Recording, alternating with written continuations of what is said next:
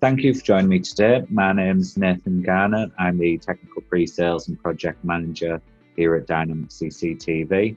Today we're going to take a look at the Ajax alarm system that's available from ourselves, which I'm sure some of you are familiar with, others may not be as familiar or may not have used the system before. But we're just going to take a look at some of the new functionalities with the new firmware updates on the Ajax. We're also going to take a look at the transmitter, new Ajax transmitter for all the legacy systems that you can actually connect into the Ajax alarm system, as well as the new double button panic button as well through that. So we're going to go through some slides first, and then we'll move on to a live demo of the actual system and just taking a look at some of the new compliance features for the PD 662 compliance as well, which we're going to take a look at on the app. So who are Ajax? So we've partnered with Ajax a couple of years ago now, and they've been extremely popular with our customers, especially with the ease of use with the app, and it's a lot more modern for an alarm system as well. So they are based in Kyiv in Ukraine, and they've been in production since 2011 when they were originally founded. And they do have a wide variety of different devices that you can now add into the Ajax hub.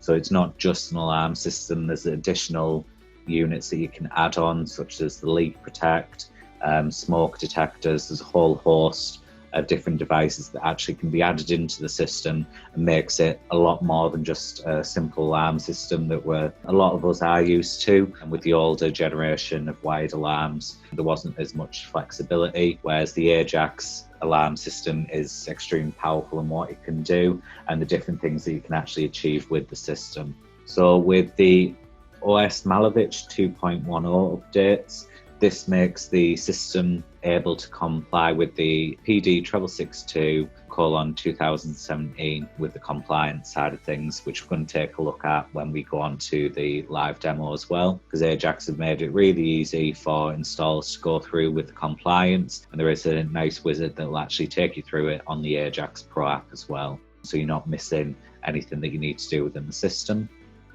So some of the kind of highlight features of this update are the intrusion and hold-up alarm confirmation. So this eliminates a lot of the false alarms that you can actually get from the system with these new functions. There's also a delay for alarm transmission when you're disarming events. So this prevents false alarms again going through to your monitoring station, or if you have police response or something similar to that as well. So we're going to take a look and break a few of these down into how they work and how they can be used within the system itself. So the first one we're going to look at is the intrusion alarm confirmation. So you can see there we've got the door protect and one of the motion protect units. So when the door protect is detected as being opened, within 8 seconds, if the motion protect is triggered, this then confirms that an intrusion alarm has confirmed. So this would then be sent to an alarm receiving center. And the system can generate a confirmed alarm condition when multiple intrusion events or hold-up devices are triggered. And when setting up the system, an installer selects the devices of those that they want to be activated, which leads to the confirmation and sets the time intervals for the alarms. So you do have the flexibility to set the alarm interval from when the first device is triggered to your confirmation device. So that flexibility is there for the installer, depending on the requirements of the site and what's needed in that kind of scenario, because that can vary depending on what's needed with the actual system.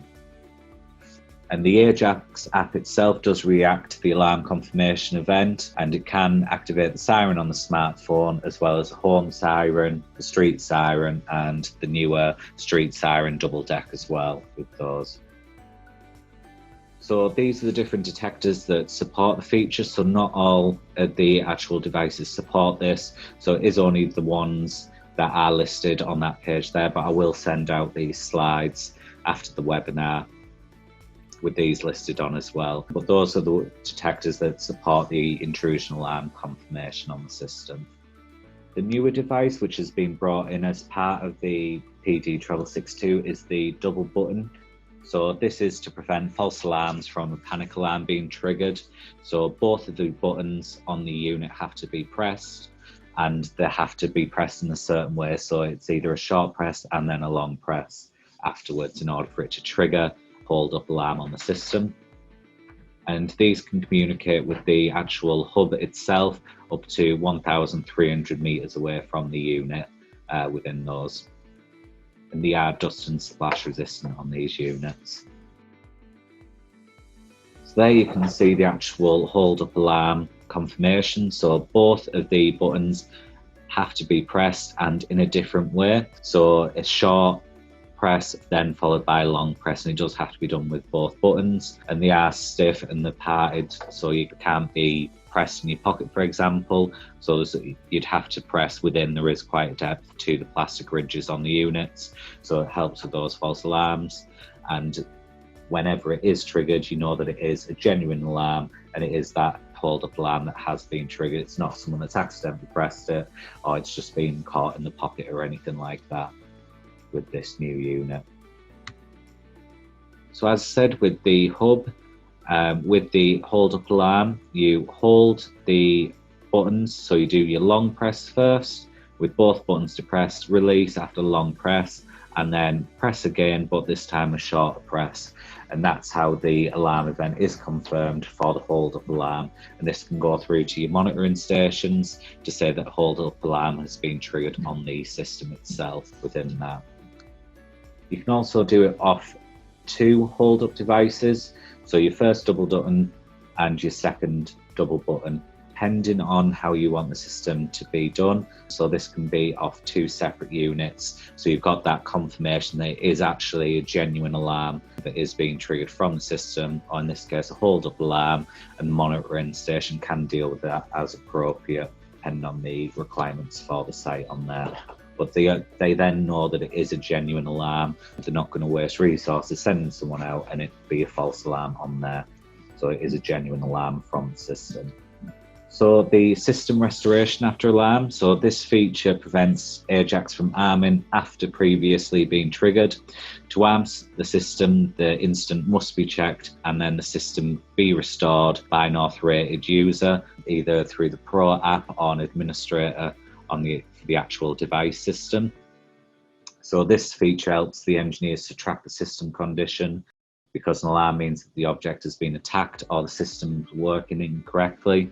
And the types of alarms to be restored are specified when you actually configure the hub itself. So it does give you that flexibility on what needs to be done when you're configuring the hub for your customers on site there. So the installer has the flexibility when they're configuring the system to meet the requirements or what they need from the system itself on there. So after an alarm has occurred, a warning icon appears in the app, and that asks you to restore the system, that an object visit is required within there. So it comes up on the actual physical app itself, and that is for the actual inspection of the system to make sure that the integrity is still there.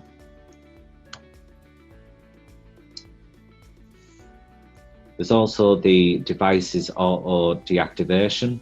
So this feature allows system to ignore detector events if it has not been returned to its initial state within the specified time. So this again prevents further false alarms within the actual system. So this function is useful with temporary disabling of faulty or incorrectly installed detectors, in addition to automatic deactivation of the devices, is necessary to meet the requirements of the PD 6662 standard.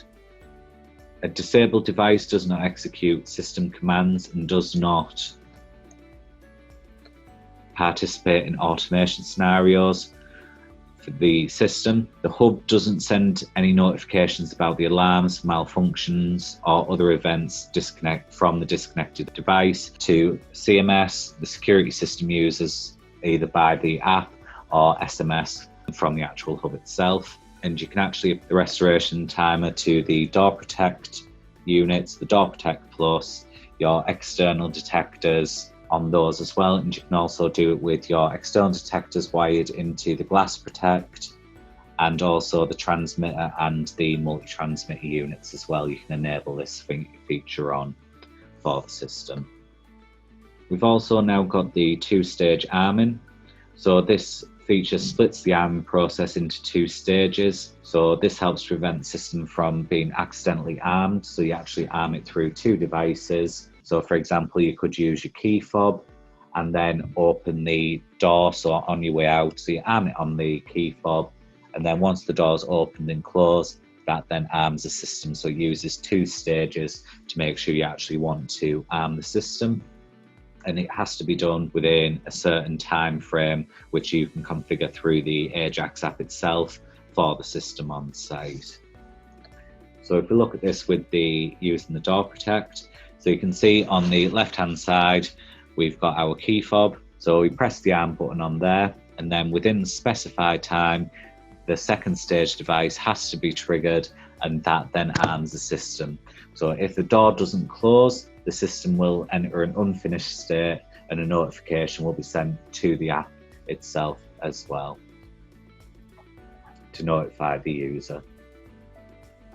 You can also do this with the key fob again. So you press the arm button, specify time, and then press it again on there, or through a second key fob as well. So if you have 2 persons that lock up, you can use 2 key fobs. So it has to be armed on the first one and then the second one in order to actually turn on the alarm for the system.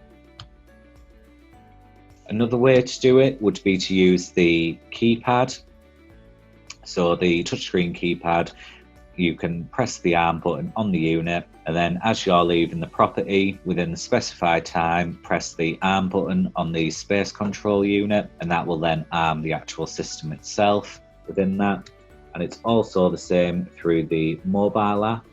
So you can go in through the Ajax app, arm the system, and then within the specified time, arm the system again through the app, and that will actually arm the system. If that's not done within the specific time period, then the unit will not be armed on site, and you will get notification through on the app saying that the system isn't armed correctly on there.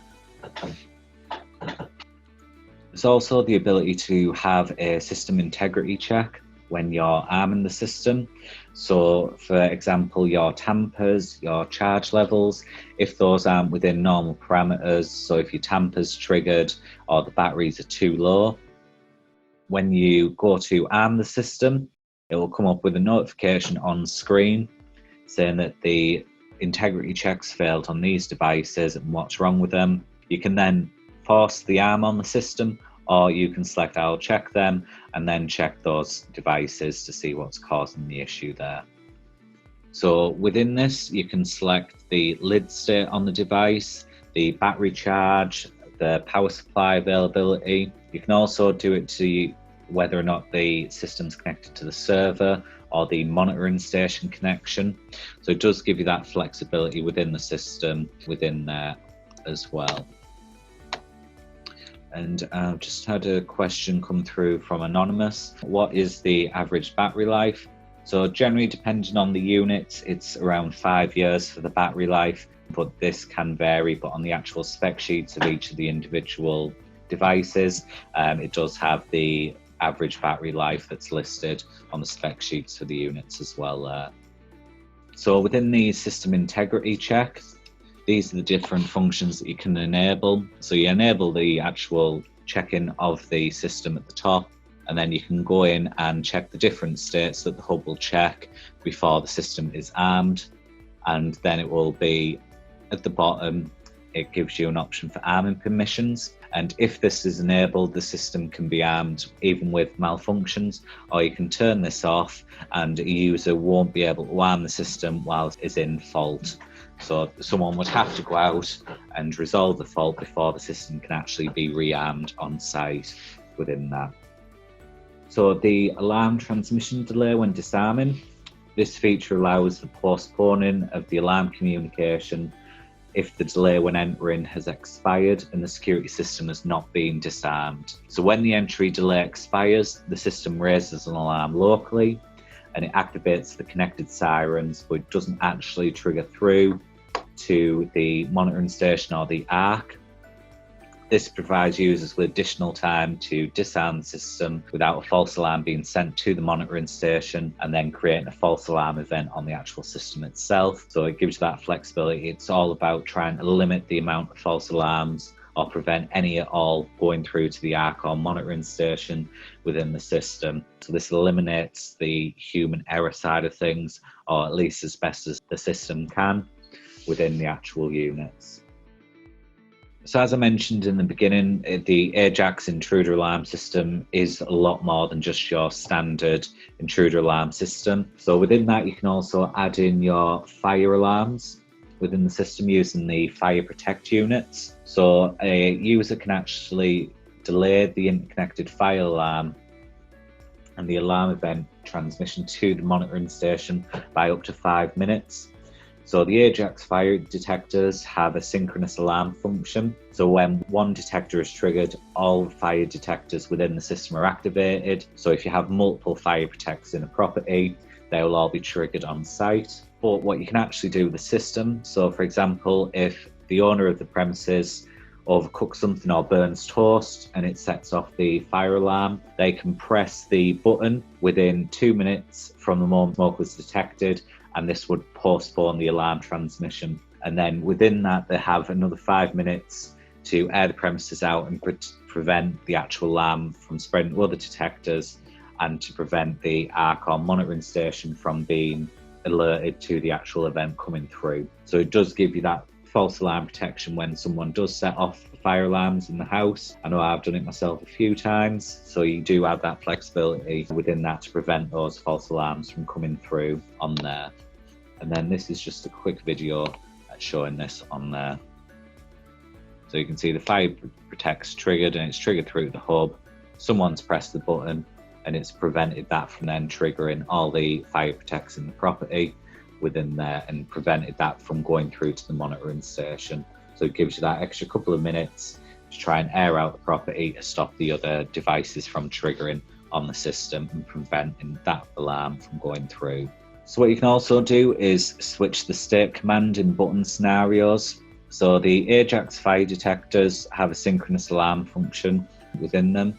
So when creating a scenario for controlling a relay, socket or wall switch via the button, you can set up not just a specific switch on and off action, but also switch the contact state to the opposite.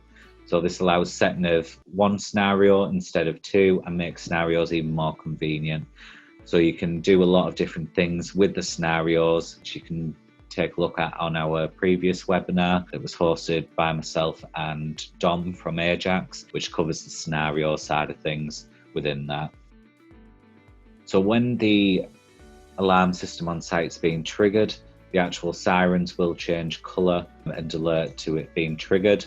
So this allows you to see if any alarms are being registered in the system when the system has been armed.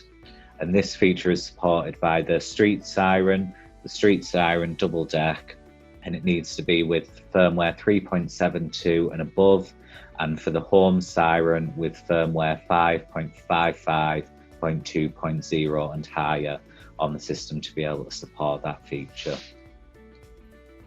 What you can also do is transmit alarm restorations to ARC.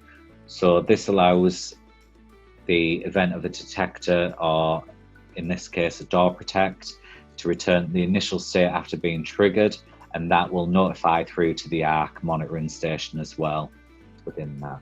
So if I switch over, and what we'll do is I'll load up the Ajax application on my phone, and this should start broadcasting now.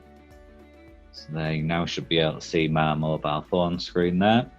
So what we can do is, if we go into the Ajax Pro app, you can see there we've already got our Hub Plus test added in. So if we click on that at the top, you can see it automatically takes us to the control, which is a virtual space control in the app where we can arm and disarm the system on there. What we can do is, if we go into devices, you can see we've got our hub listed at the top, and then we've got our different devices that we have added into the system. And the newer two units of those would be the double button and also the multi-transmitter which you can see at the top. So what we'll do is we'll take a quick look at the multi-transmitter first.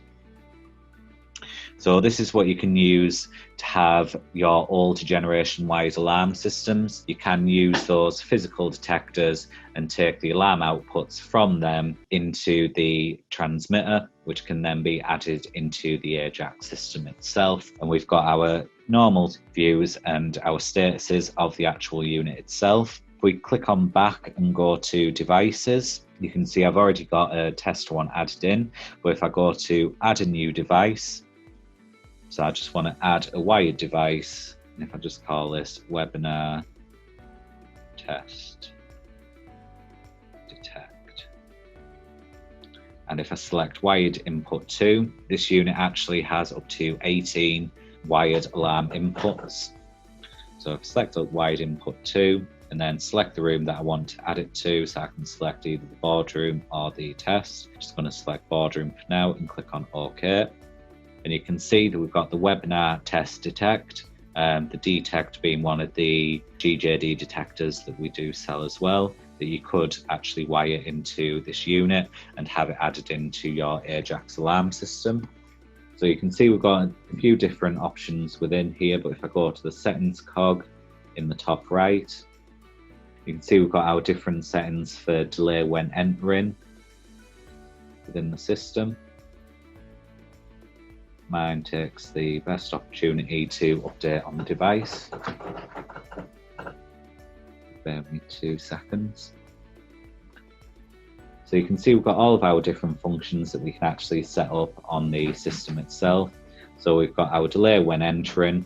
So this is the time in seconds on how long we want to delay the alarm input when it's triggered or when we're leaving. And this is when you're arming and disarming of the actual system. And you can select the different working modes, so whether or not it's a normally open going closed circuit or a normally closed going open circuit as well on there. So that gives you the ability to add in your old generation alarm systems. You can still use those on the site and install a new app-based solution using the Ajax alarm system and still be able to use those detectors that are already installed that are working fine. You can integrate those within Ajax, so they have thought about that within this and given you the option to do that. And then the double button, this is fairly straightforward. It gives you the battery charge indication and your LED brightness, and if the button's pressed, you can have it alert with a siren. What you can also do is click on user guides and it'll take you to the actual user guide for that individual device. So this makes it really easy for installers to be able to double check something that they need to look up on the system instead of having to go into a website or anything like that. They can just go into the app, click on the device and just click on user manual, and it takes you directly to that specific user manual for that device on your mobile phone within that. And Ajax is great in their support. Being able to do that makes it a lot easier for our installers as well within there. What we can now take a look at is the PD662 wizard. So if we click on our hub at the top and then go into our settings,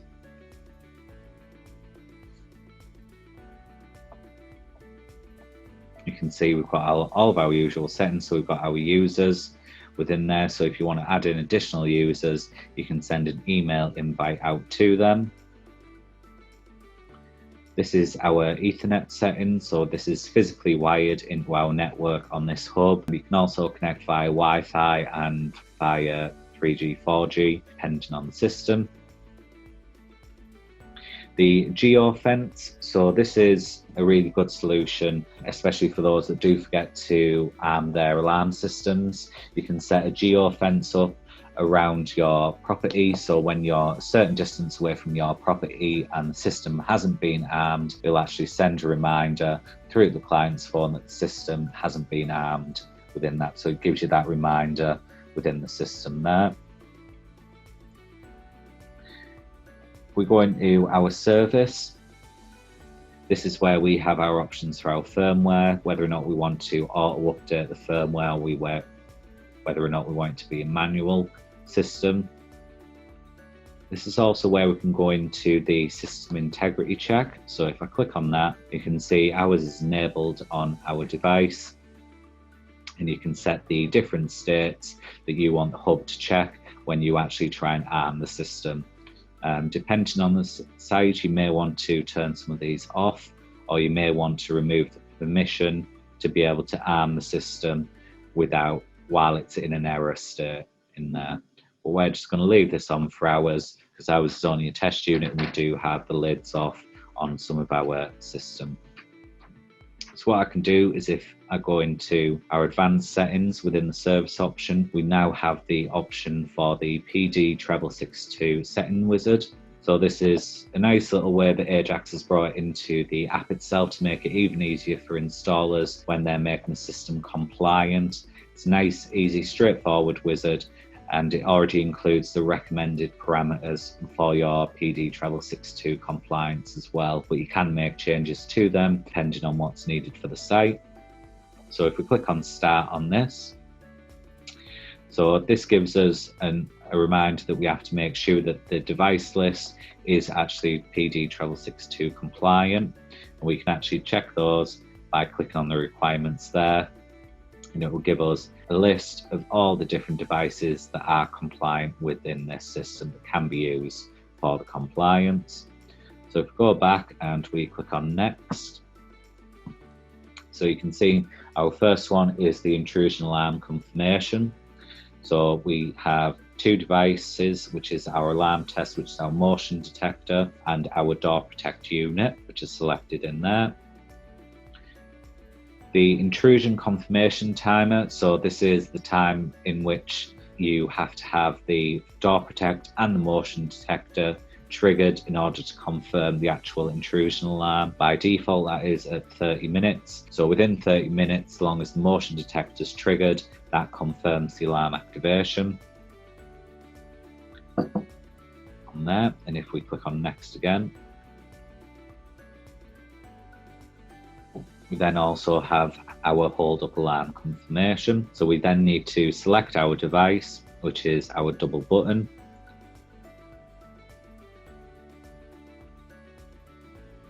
And then you've also got the hold up alarm confirmation timer, and this is the time within you press the hold up device to confirm alarm has actually been activated within that. We can click Next again, and then we've also got our restoration timer. So if the trigger device doesn't return to the initial state during the preset time, all of its subsequent triggers will be ignored. So by default, this is 30 minutes. You could increase that to 60 minutes as well, depending on the system within that. Within the after alarm activation, so this is with the siren. So the siren itself will indicate with a double blinking light until the system is disarmed, saying that the system has been triggered. So you can choose the different types, so whether or not it's the lid that's opened, whether or not a single intrusion / hold up alarm was triggered, or whether it was a confirmed intrusion and or hold up alarm that was triggered on the device itself. Going to Next, we then got our require system restoration, so whether or not it's a lid opening, single intrusion alarm. So these are the different types of events that require the system restoration by an authorized user before the system can be rearmed. So a user without these permissions, if one of these has been triggered, then a normal user wouldn't be able to rearm the system. It would have to be an authorized person with permissions for the Ajax alarm system. We then also got the system integrity check.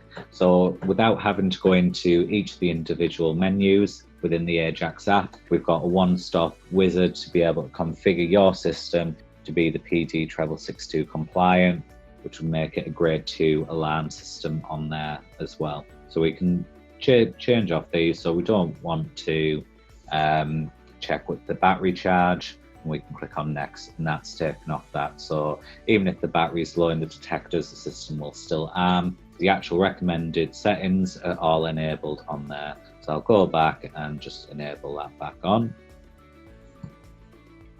And then we've got our two-stage arming.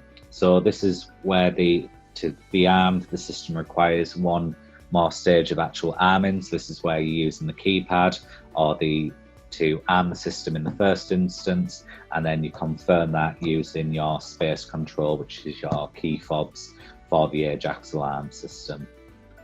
And we can set our different timers, so whether or not we want it to be within, let's say, 2 minutes, so 120 seconds, and we want it to be the key fob as the second stage of that. You can also do the same for arming via the app within there. So click on next. So at the moment we don't have a siren connected to the system.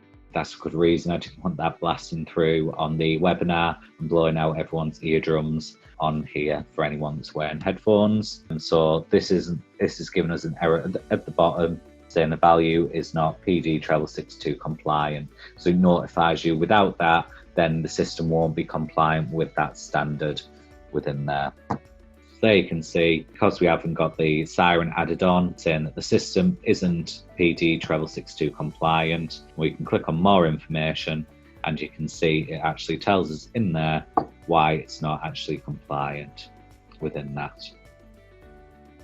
And then we can finish there. So it does inform you if a setting that you have put in isn't compliant with the standard, or if there's something missing that needs changing, you do get that prompt. So it makes it really easy to be able to ensure that the system does comply correctly, and it makes it a lot easier for installers that are installing the systems on site.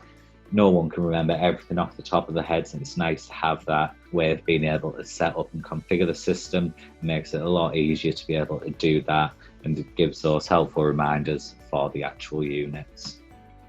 That's just a quick look at the Ajax alarm system. I'll switch back over to my PC now.